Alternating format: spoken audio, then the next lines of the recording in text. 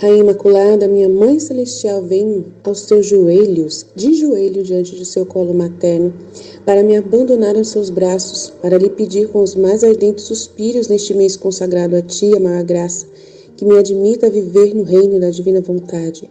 Santa Mamãe, você que é a rainha deste reino, me aceita como sua filha para viver nele, para que ele não seja mais abandonado por seus, mas sim povoado por seus filhos e filhas.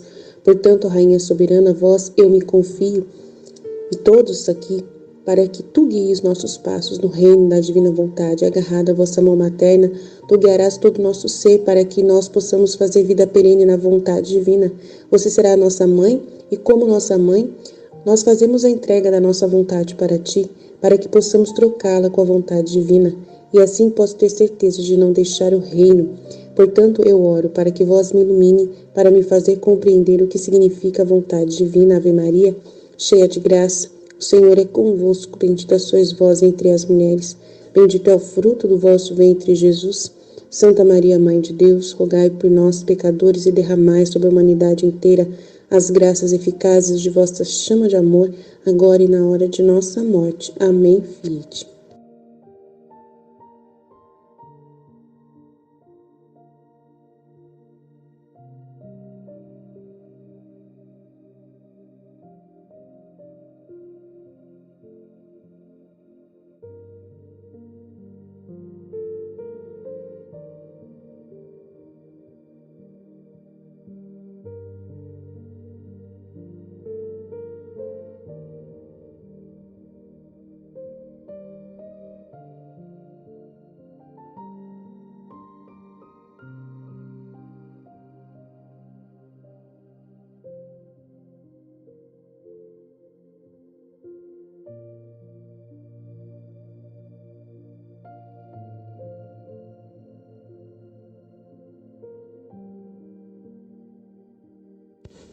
Em nome do Pai que me criou, do Filho que me resgatou, do Espírito Santo que me santificou, divina vontade e reino na minha vontade. Minha mãe te ama e tu me amas. Dai-me o gole da vontade divina para minha alma. Dai-me a tua bênção, Mãe, para que minhas ações sejam feitas diante de vossos olhos maternais. Vinde, Espírito Santo, vinde por meio da poderosa intercessão do Imaculado Coração de Maria, vossa amadíssima esposa e nossa mãe. Amém. Vamos ao trecho, então, do volume 15. É um trecho, assim, muito lindo, que vai explicar para nós, então, né? Porque às vezes a gente pensa assim, algo que talvez muitos já pensou. Mas por que a igreja não falava da divina vontade antes, né? Por que demorou todo esse tempo, vamos dizer assim? Mas aqui Jesus vai dar a resposta. E tem tudo assim, coerente com aquilo que nós já vimos falado há tanto tempo, né? Que a gente já havia aprendido sobre isso. Olha só. 28 de novembro de 1922. A vontade divina é o começo, o meio e o fim de todas as virtudes. Deve ser a coroa de tudo e a realização da glória de Deus pela criatura. Necessidade de que a divina vontade se manifeste seja conhecida. Então a Luísa fala. Eu estava orando, né, fundindo tudo na Santíssima Vontade de Deus, com alguma dúvida na mente de tudo o que meu doce Jesus está me dizendo sobre essa Santíssima Volição, que é a vontade divina em ação. E ele, segurando-me perto de si, com a luz que me jogou em minha mente, me disse, agora, palavras de Jesus, minha filha, minha vontade é o começo, o meio e o fim de todas as virtudes. Sem a semente da minha vontade, o nome da verdadeira virtude não pode ser dado. É como o germe da planta que, depois de ter afundado suas raízes no subsolo, quanto mais profundas são, maior a árvore em que o germe contém formas.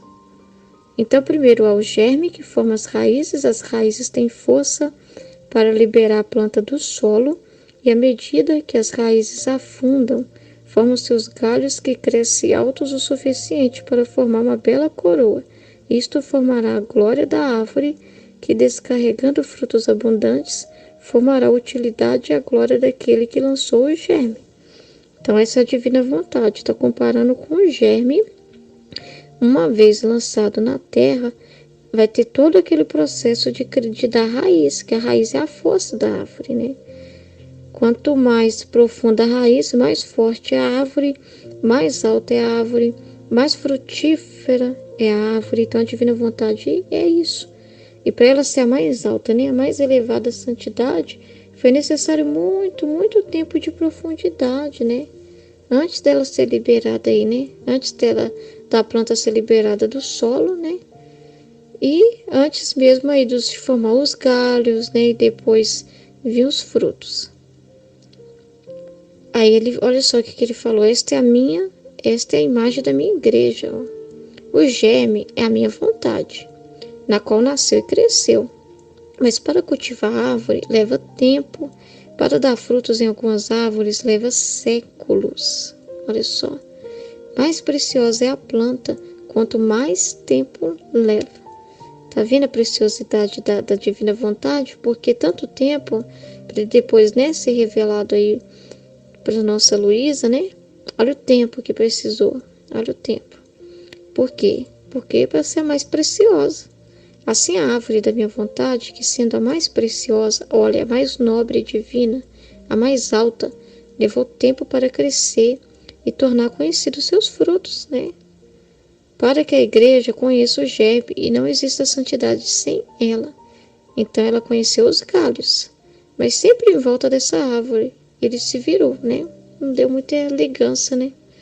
Agora ele deve conhecer os frutos para se alimentar e desfrutá-los, porque aí a igreja, todos vão ver o quanto que é precioso. A partir do momento que experimentar o fruto, não vão querer parar mais, né? Não vão querer mais parar de alimentar esse alimento. Vão falar, uau, que maravilha, né? Não tem coisa melhor. Igual agora a gente, né, desfrutando da divina vontade, desse fruto, a gente fica, nossa, não tem coisa melhor. Que delícia alimentar todos os dias desse fruto, não é? Não é bom? Imagina que vai ser essa sensação também dos outros. E isso será toda a minha glória e minha coroa, e de todas as virtudes e de toda a igreja. Então o triunfo da igreja também vai ser esse aí, é o da divina vontade. É triunfo para todos nós, é glória para Deus. Entendeu? Agora, qual é a sua maravilha que, em vez de manifestar primeiro os frutos da minha vontade, eu os manifestei depois de tantos séculos? Se a árvore ainda não havia se formado, como eu poderia dar a conhecer o fruto? Não é? Está em processo ainda ali das raízes, né? De aprofundamento. O Senhor está trabalhando primeiro ali na raiz, porque essa árvore, gente, vai ser a mais alta, mais alta. Então, leva tempo. Você viu que o Senhor segue essa ordem daquilo que Ele criou? Ele não muda as coisas. Não muda, Ele segue essa ordem, né? Todas as coisas acontecem assim. Tudo na nossa vida acontece assim. O nosso conhecimento na divina vontade acontece desse jeitinho aí. Quanto mais profundos somos, quanto mais profundidade tem em nós, maior vai ser a manifestação do próprio dom, porque é de acordo com o conhecimento de cada um. Então, quanto mais se busca, mais está se tendo raiz. É a raiz também lá no solo, lá, ó, crescendo, se fortificando. Porque se a raiz não for profunda, não resistiremos ao temporal, à ventania, a tudo o que está sujeito a uma árvore, a todas as mudanças do tempo, a toda a ordem natural das coisas, tudo isso. Então a árvore tem todo um processo de renovação. Para resistir a tudo isso é necessário raiz, e raiz profunda, né? Se você tem, olha só, se você tem que fazer um rei, o rei não é coroado a menos que o reino, o exército, os ministros, o palácio sejam formados. Isso mesmo, né? Não tem rei sem um palácio tal, sem seu exército, sem tudo aquilo que forma o reinado, né? No final ele se coroa. Se você quisesse coroar o rei sem formar o reino, o exército e assim por diante, ele seria um rei de fraude. Gente, Deus não quer ser rei assim, um rei quietinho lá no trono sozinho, solitário. Ele está formando o seu exército, né? Está formando a igreja, as pessoas para isso, para viver como esse exército, para formar os seus cavaleiros, né? Ali, para fazer parte dessa corte celestial.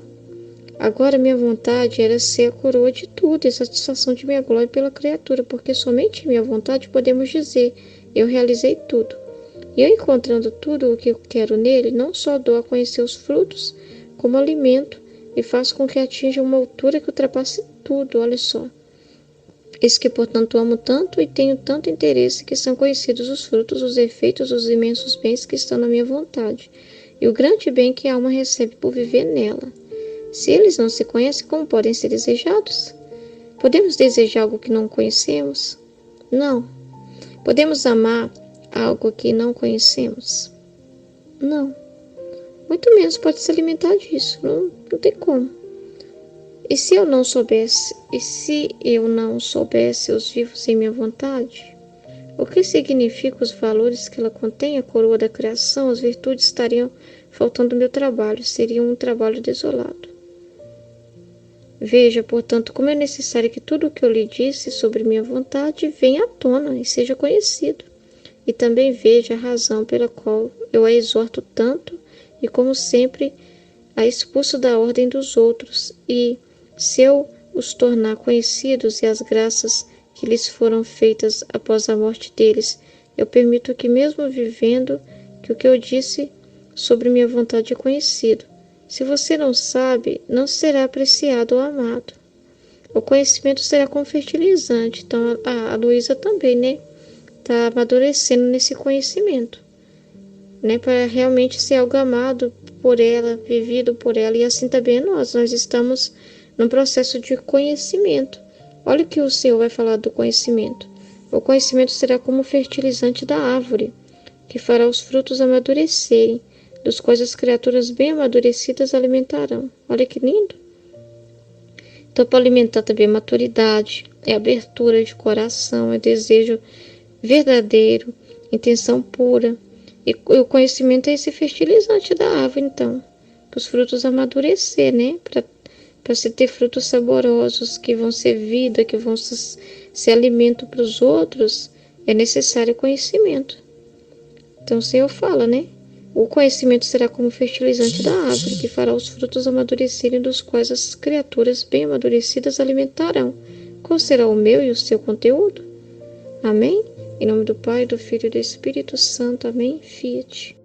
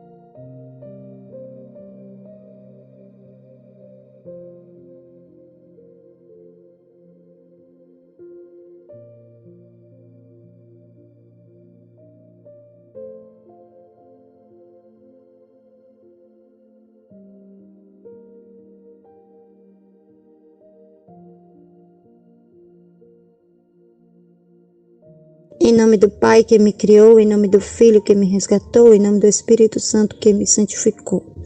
Divina vontade, reina na minha vontade. Ó minha mãe, eu te amo e tu me amas.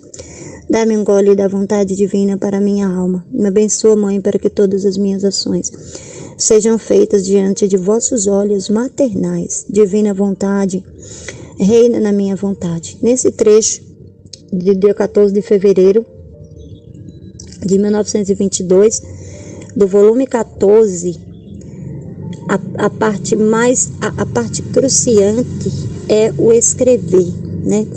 Ele fala que o escrever faz ele feliz, porque quando nós estamos escrevendo sobre ele, quando nós estamos partilhando sobre ele, né, na comunidade, nos grupos, né, nas paróquias, quando nós estamos compartilhando, né, quando nós estamos ali meditando o que nós estamos aprendendo, né, ele se sente feliz. é como um novo perfume. A cada dia que a gente escreve mais, né, sobre ele, que a alegria que Jesus não sentia, né, não sentiu da Luísa, né, e das outras místicas que escreveram, né, e a alegria que ele sente também, porque eu mesma tenho esse hábito particular de escrever as inspirações no caderno, aquilo que eu vou lendo, que eu vou entendendo, eu vou escrevendo no caderno. E ele fala, nesse trecho ele deixa claro que é como perfume, são perfumes que a gente dá a ele, né? Essas escritas que nós fazemos, essas meditações que nós fazemos, são perfumes, porque ele se sente feliz quando a gente fala dele, né? Quando a gente escreve sobre ele, quando a gente dá todo o nosso tempo para escrever sobre ele, né? E isso é maravilhoso, isso é incrível. Imagina o quanto de felicidade que Jesus não tem por tantos místicos que escrevem a verdade sobre ele, né? Como a Valtorta, Santa Águida, Maria Cecília Bage e tantos outros, né? Tantos outros místicos que escrevem. E como ele se sente feliz também com a gente, né? Escrevendo, né? Dando esse perfume para ele, né? E nós adquirimos também novos conhecimentos, né? As luzes que a gente tem nos transmitem novos conhecimentos, né? Então, quanto mais a gente escreve sobre ele, né, mais conhecimento a gente adquire, né? Porque aí, para a gente conhecer, para a gente poder escrever sobre alguém, a gente tem que ser íntimo dessa pessoa, né? A gente tem que ser íntimo. E ninguém escreve algo de alguém que não tem intimidade, né? Para mim poder escrever algo sobre alguém, né? Para mim poder fazer uma biografia de alguém, né? Eu tenho que conhecer essa pessoa, né? Eu tenho que ter intimidade com essa pessoa, para mim poder escrever fatos, né? Para mim escrever detalhes dessa pessoa, né? E é isso que deixa Jesus feliz. A Luísa escrever, né? A Luísa escrever sobre ele. Quanto mais a Luísa escreve, mesmo diante das limitações dela, mesmo diante do nada dela, né? Mas ela se sente feliz, ele se sente feliz por ela estar escrevendo, por ela estar falando dele, né? E assim, é uma coisa que nossa, gente, vocês não fazem ideia, uma coisa que queima o meu coração, é essa frase que ele fala para Luísa, né? Que é como perfume, são como os novos perfumes, né? É como se nós dessemos flores novas para Jesus, com outros aromas, com outras fragrâncias, né?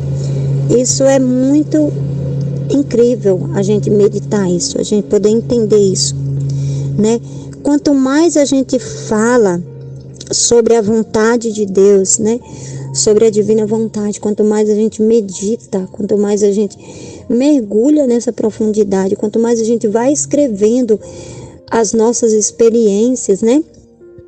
As experiências nossas, né? Nos grupos, nos cadernos, eu tenho um costume de fazer no caderno, né? Mas ele vai crescendo, ele vai criando vida, nós vamos dando novos perfumes para Jesus, né? A cada dia nós vamos dando novos perfumes, né? E vai florescendo a nossa intimidade com o Senhor, né?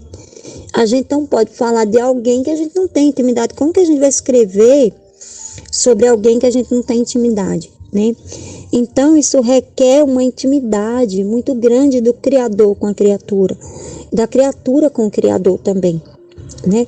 O Criador com a criatura, ele tem intimidade, porque ele procura ter essa intimidade e a gente precisa dar, né? Nós precisamos dar essa intimidade.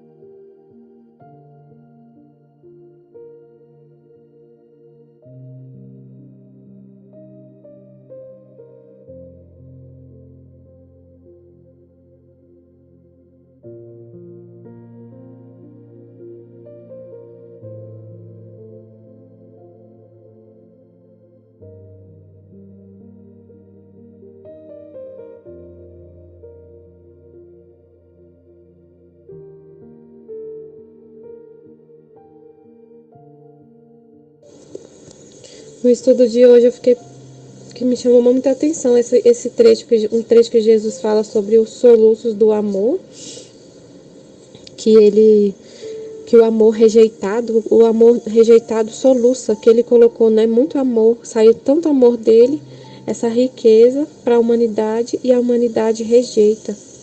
E o amor sofre quando é rejeitado. E que quando é que esse amor vai parar de soluçar, vai parar de chorar? Quando nas almas que vivem na divina vontade, que elas vão receber todo o amor que todos rejeitaram, né? Como um rei que colocou, aí ele fala do rei, né, que colocou 1 milhão à disposição dos seus súditos, e eles não pegam a riqueza. Imagina uma coisa dessas. Como a gente é cego, né? Como o ser humano é cego.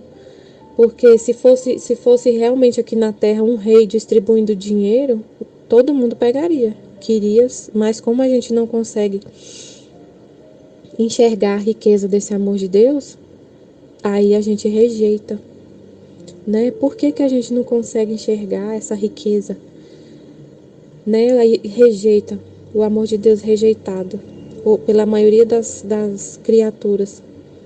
E ele passa por um, passa por outro, vê a pobreza, vê a pessoa cheia de pecados, de paixões, infeliz, de miséria. E o amor chora. Nossa, imagina a cena, um rei vendo seus súditos na pobreza, sem casa para morar. E ele fala, eu te dou o dinheiro está aqui. E a pessoa não quer receber o dinheiro, quer continuar na pobreza. Essa é parece que esse é o pecador obstinado, né? Aquela pessoa que não aceita o amor de Deus. Não aceita. É a cena do pecador obstinado. Você chegar, uma pessoa que está lá na rua, passando fome, passando frio, e aí chega um rei e fala para ele, vem, você é meu filho, eu te dou casa, eu te dou comida, eu te dou tudo que é meu. E ele não aceita, ele não acredita. Ele não consegue enxergar no rei a bondade, né? E aí nesse trecho aqui do contentamento de Jesus, quando se escreve sobre ele, é uma das formas que ele desabafa esse amor, porque o soluço dele o soluço do amor é não se ver aceito, né?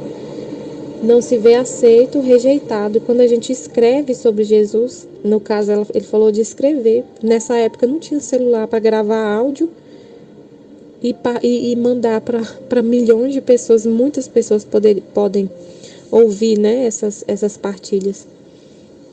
Com certeza ele fala também não só de escrever, é de falar sobre ele. Se ele fica feliz quando ele vê alguém escrevendo, e esses escritos, né? Ele via quantas pessoas iriam ter acesso a esses escritos. E ele já ficou tão feliz. Imagina um vídeo que a gente faz, uma partilha que a gente faz no canal do YouTube, que pode chegar em muito mais pessoas, muito mais, milhões de pessoas podem ver. Não só agora, às vezes a gente pensa assim, a gente faz um vídeo lá no canal no YouTube, poucas pessoas veem, mas o canal vai ficar lá, muita gente vai ver depois. Quando os inscritos da Luísa começarem a ficar mais né, conhecidos, o pessoal vai pesquisar na internet as palavras-chave, né, as hashtags, por causa das hashtags que a Aline coloca nos vídeos. Quando a pessoa pesquisa Divina Vontade, Luísa Picarreta, sempre vai levar pro canal da Aline. E Deus também conduz de forma sobrenatural as pessoas para conhecer o canal, né? O Espírito Santo, o amor, conduz a pessoa que quer, a pessoa que está buscando esse amor, que aceitou esse amor e Deus mostra para ela a história do amor, o livro do céu, a história do amor.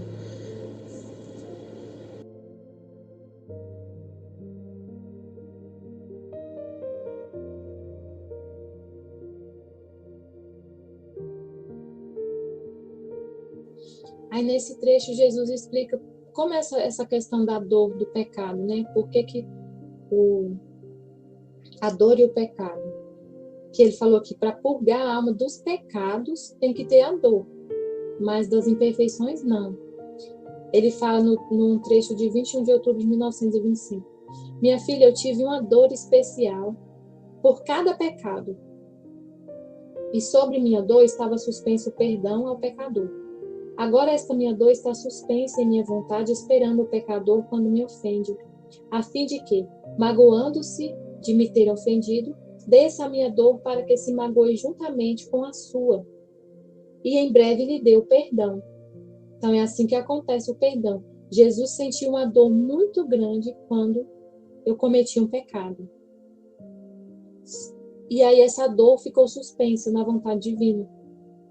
Quando eu me magoo, quando eu me arrependo, eu vou sentir essa dor de Jesus. É essa dor que ficou suspensa. E desce o perdão também. Mas quantos me ofendem e nem se magoam?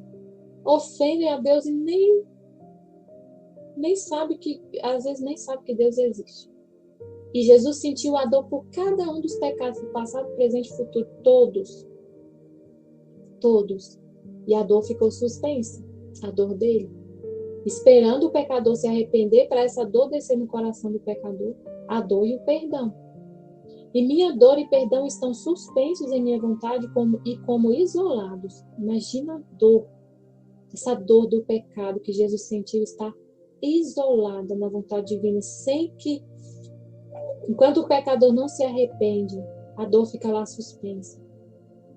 Aí ele fala, obrigado, minha filha, obrigado por vir em minha vontade, a fazer companhia à minha dor e ao meu perdão.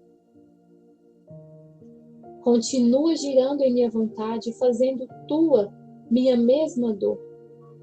Grita por cada ofensa, talhe a dor, perdão, a fim de que não seja só eu a me doer e a impetrar o perdão, senão que tenha a companhia da pequena filha de meu querer que se dói junto comigo. Amém, filha.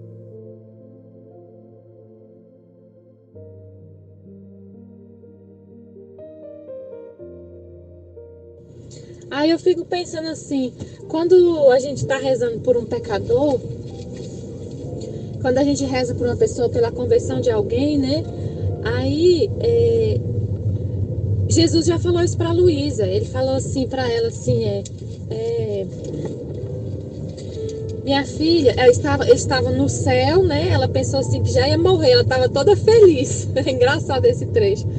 Aí quando estava chegando assim perto do lugar, assim do céu mesmo, que ela começou a ouvir a música, Jesus fala assim, minha filha, tem um pecador quase caindo no pecado, tá? Vamos lá para a gente converter ele? Aí a Luísa fala, tá bom, vamos. Aí eles colocaram, aí ele e Luísa na frente do pecador, colocando na mente dele um monte de razões assim, né, de ideias, falando com ele, né, com a alma dele, sem ele ver, para essa pessoa se converter. E essa pessoa não se converteu com as palavras de Jesus e de Luísa. E aí Jesus falou assim, minha filha, volta para o seu corpo, e só você aceita voltar para o seu corpo e sofrer por esse pecador, para que o Pai tenha misericórdia e converta esse pecador? Aí ela falou assim, tá bom. Então ela tinha que sofrer.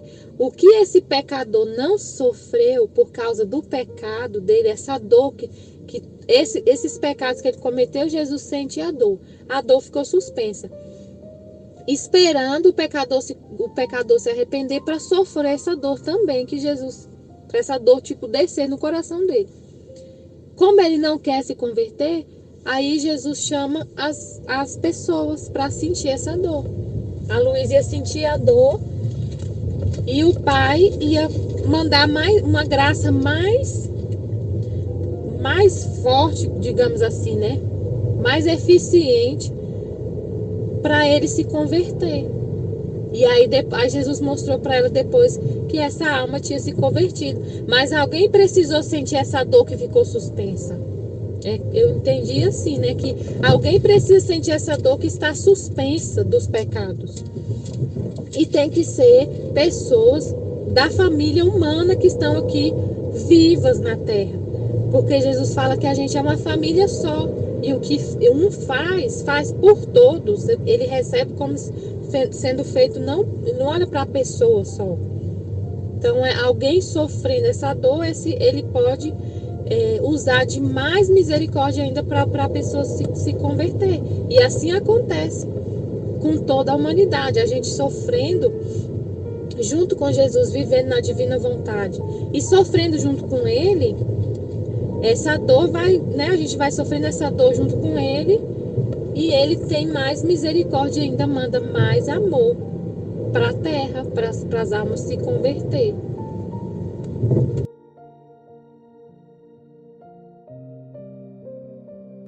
Em nome do Pai que me criou, em nome do Filho que me resgatou, em nome do Espírito Santo que me santificou. Divina vontade, reina na minha vontade. Minha mãe, eu te amo e tu me ama. Dá-me gole da divina vontade para a minha alma. Me abençoa, Mãe, para que todas as minhas ações sejam feitas diante de vossos olhos maternais. Amém. Basta um ato perfeito de resignação à vontade divina para ficar purgado de todas as imperfeições nas quais a alma não tem posto nada do seu. Tendo recebido esta manhã a comunhão, estava pensando comigo: que dirá meu bendito Jesus quando vier a minha alma? Dirá: como é feia esta alma, má, fria, abominável. Quão rápido vai consumir as espécies para não estar em contato com esta alma tão feia. Mas o que queres de mim? Embora eu seja tão ruim, você ainda deve ter paciência para vir, porque de qualquer forma você é necessário para mim e eu não posso fazer outra coisa. Enquanto dizia isto, saiu de dentro de mim e disse-me: minha filha, não queira te afligir por isto. Não se requer nada para remediá-lo. Basta um ato perfeito de resignação à minha vontade, para poder ficar purgado de todas estas fealdades que você diz. E eu te direi o contrário do que pensa, te direi: como é bela, sinto o fogo do meu amor em ti, e o perfume das minhas fragrâncias. Em ti quero fazer minha perfeita morada. Então, quando a gente está se sentindo assim, ela estava se sentindo feia, má, fria, abominável. Era a permissão de Deus que esse estado que ela estava, né? Esse sentimento que ela estava, essa miséria que ela estava sentindo. O estado que ela estava era o estado que Jesus quisesse que ela estivesse. Era a vontade dele. Tudo que acontecia com a alma dela, né? Ela era permissão de Deus. Esse processo, eu fiquei pensando assim, esse processo dela não entender que Jesus estava dentro dela, sempre que ela sentia a privação dele, e ficava procurando ele, saía do corpo, ficava procurando ele, ficava sofrendo, porque ela estava se sentindo privada dele, e ele falou várias vezes para ela que ele estava dentro dela. Então, ela sofria muito, porque ela queria ver ele. Ele permitiu que ela demorasse esse tempo para entender. Ele permitiu que ela sofresse.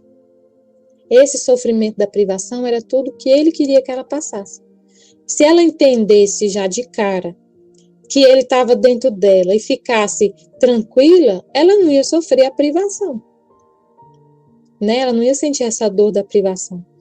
Mas ele queria que ela sentisse, porque esse era o estado de sofrimento dele também. Ele queria copiar na imagem, na alma dela, tudo que ele sofreu. Ele foi o que mais sofreu a privação, o abandono. Sentiu-se totalmente abandonado por Deus, pelo Pai, pelo Deus Pai, né? Sentiu-se totalmente abandonado lá no Getsemane, na hora da agonia no Horto das Oliveiras. Ele sentiu totalmente o abandono. Então, ele queria que ela sentisse. Então, tudo que acontece, igual às vezes, lá nas 24 horas da paixão, o Santo Aníbal de França faz uma meditação lá naquelas reflexões e práticas, que às vezes a gente sente uma frieza. É Jesus que está compartilhando, porque ele sente a frieza do coração das pessoas no coração dele. Nosso coração é um só. Todas as almas estão contidas nele. Então, Ele sente a frieza das almas. E ele coloca o seu coração, o nosso coração junto com o dele, e a gente sente a frieza que ele sente. Ele está dividindo o sofrimento dele. Então, basta uma perfeita resignação a Deus. Tem que aceitar tudo que ele permitir, tudo que nos acontece como uma permissão de Deus. Mas, sendo isso, ele está falando aqui de defeitos, né? Que ela se via ainda cheia de defeitos. Ela se via cheia de defeitos.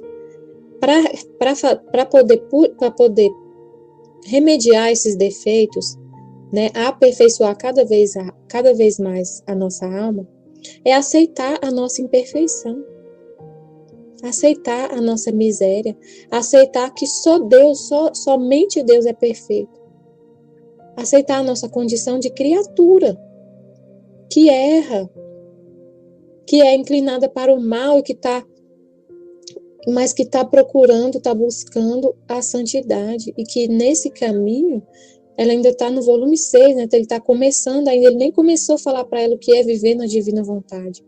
Ele está falando ainda de se resignar à vontade de Deus. Ela ainda é vítima, ela vai depois sair desse estado de vítima para ser só uma filha da divina vontade, para receber o dom, viver plenamente com o dom da divina vontade. Mas é a gente aceitar nossas imperfeições. O primeiro passo para poder ser cada vez mais semelhante a Deus é aceitar que somos imperfeitos, que estamos num caminho, que erramos e que estamos aqui para aprender. Estamos aprendendo. A gente está sentado Jesus é nosso mestre, e a gente senta com ele para conversar e ele ensinar para a gente. Mas eu não vou aprender de uma hora para outra. E ele sabe disso. Ele tem paciência com a gente. A paciência que a gente não tem com nós mesmos, ele tem. Então, basta uma perfeita, não, por causa da nossa imperfeição, a gente não se afligir quando a gente percebe que a gente fez alguma coisa, né, digamos assim, errada, que Deus precisou nos corrigir em alguma situação, alguma coisa que a gente não estava enxergando, e aí ele nos corrige. Não, para a gente não se afligir com isso, só agradecer, só aceitar, Senhor, que bom que o Senhor me corrigiu, que maravilha, eu não estava percebendo que eu estava fazendo errado, mas eu aceito a minha fraqueza, eu sou tão pequena, tão miserável, cheia de imperfeições, eu aceito que eu sou assim, e aceitando sempre a vontade de Deus, não se sentindo culpado, continua do mesmo jeito, é como assim, a gente tem Deus quer da gente uma relação assim, tão sincera com Ele, tão sincera, tão de pai e filho, de confiar que se você faz alguma coisa com seu pai, sem maldade, sem perceber, que a gente vai, eu vou pedir desculpa, que eu tenho certeza que Ele vai me desculpar, e eu vou continuar conversando com Ele igualzinho, como se nada tivesse acontecido. Como aqui na Terra, assim, por exemplo, se você e seu pai são muito amigos, né? A gente é muito íntimo do pai, conversa com o pai, muito amigos, ou alguma outra pessoa, um amigo mesmo. E aí você, por exemplo, você esquece do aniversário dele, do seu amigo, né? E aí, quando é bem à noite, você lembra do aniversário. Já quase meia-noite você lembra do aniversário dele.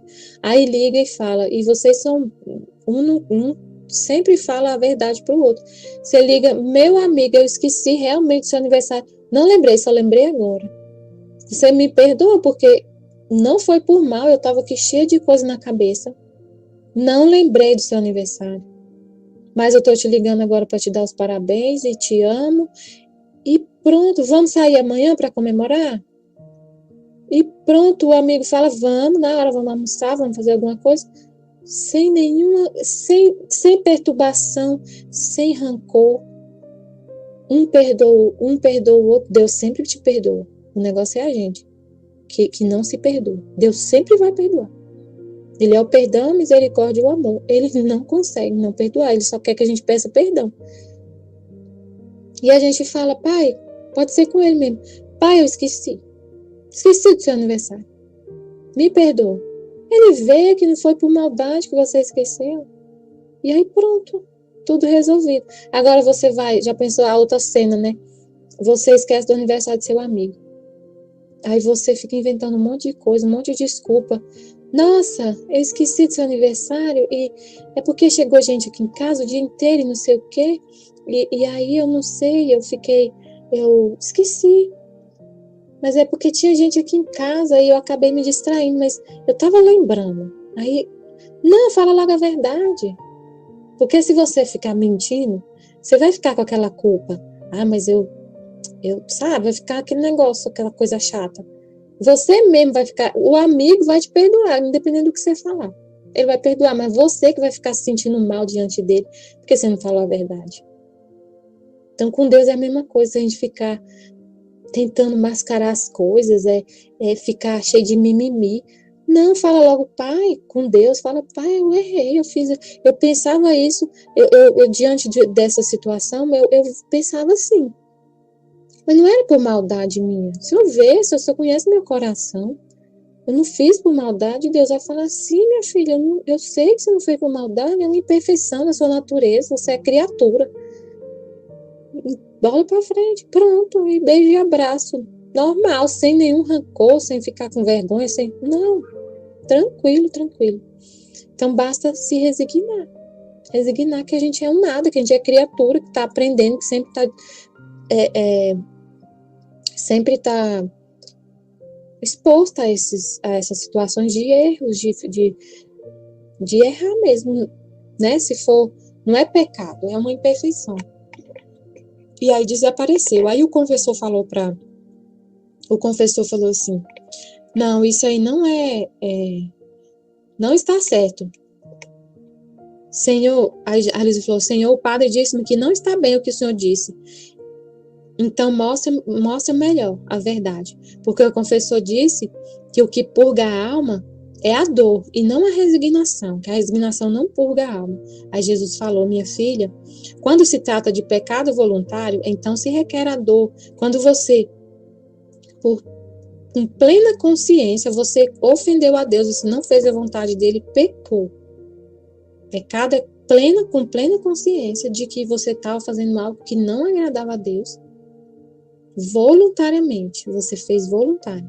Então se requer a dor para a alma ficar purgada, né? A dor que cancela o pecado. Jesus falou isso para Valtorta.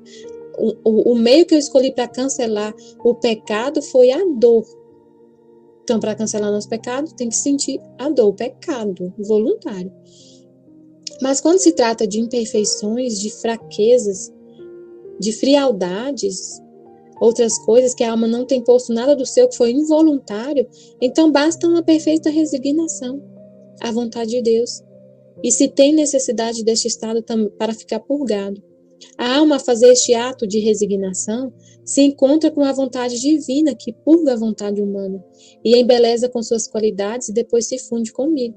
Então sempre a gente, em todos os momentos da nossa vida, a gente está se resignando à vontade, abrindo mão da nossa vontade humana e resignados com a vontade divina, a vontade divina vai estar embelezando a nossa alma, né? Então, por isso que a gente tem que viver na vontade divina, sempre renunciando à nossa vontade, não tem que se preocupar com ficar nos avaliando.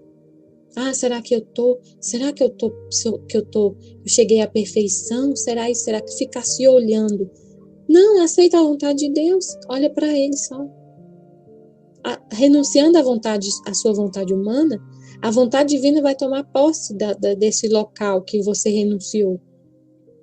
Vai tomar posse da sua alma e é ela que vai reinar. E ela tem todas as qualidades. Então eu não preciso me preocupar. Eu me abandono totalmente na vontade de Deus. Amém, Fiat Jesus, eu confio em vós. Amém.